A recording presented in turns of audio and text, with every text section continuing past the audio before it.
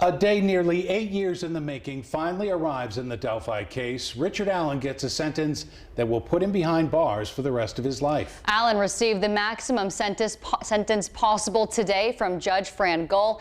In addition to that sentencing, today also brought the first comments we've heard from some officials in this case in years. CBS 4's Max Lewis was in the courtroom once again today to hear Judge Gull read that maximum sentence. He joins us live in Delphi to begin our team coverage. Max. Hey, good evening, Bob and Chelsea. Yeah, today's sentencing hearing was very short, just over an hour, but was very emotionally charged. The defense said almost nothing other than pointing out a few mitigating factors for Judge Gull to consider, but the really impactful testimony came from the families of Abby and Libby. It was words the families had waited nearly 8 years to say to the man who murdered their little girls. The grandmother of Abby Williams described the last time she saw Abby and how she struggles to sleep through the night to this day, telling the judge, quote, "I will never be the same person I was before Abigail's murder." Libby's young cousin, who described her as more like a sister, wished the worst upon Allen, saying, quote, "The devil has a place for him, and I hope the prison community gets him there quicker. He is a dead man walking."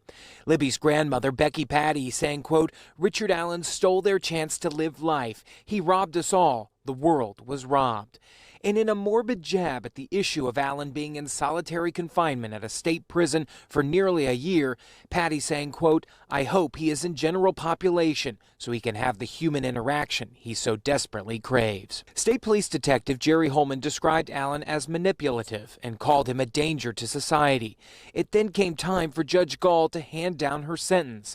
An experienced trial judge, she told Allen, quote, "I've been a judge for 27 years and have presided over some of the most hideous cases. You rank right up there."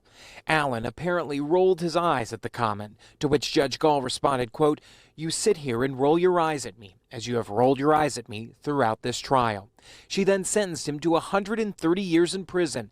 The defense said very little, but was the frequent target of anger from the victims' families and investigators over their leak of crime scene photos that continue to swirl on the internet. Libby's grandmother saying, quote, "These lawyers have done nothing but twist the knife over and over again." They were able to get these documents out there and create a public narrative that you and many of you and many others believed around the globe. Baldwin and Rossi are responsible for that, not this team.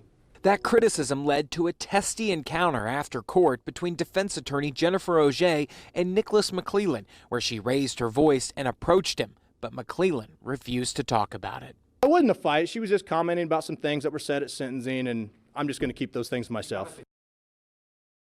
Allen did say that he plans to appeal, and to do so, he's going to have to file a notice of appeal within 30 days. Judge Gull said that she would appoint him a public defender to handle that appeal. Now, coming out of the building, his defense team did say they hope for a new trial, but really didn't say much past that. They did say they are going to make a statement at some point, but that today is just not that day. Bob and Chelsea.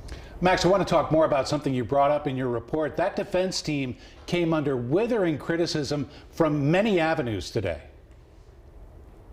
Yeah, absolutely, especially surrounding that leak of crime scene photos and really some of their sort of bombastic filings. You can talk about, for example, the Odinism theory that the girls were murdered by a group of white nationalists and a cultural sacrifice. Really, all of the victim impact statements mentioned the defense team at one point and how disappointing and how hurtful some of those things were. But the defense team did, at the end of court, ask Judge Gull to disregard that when making her sentence, but she ended up giving the maximum sentence anyways. CBS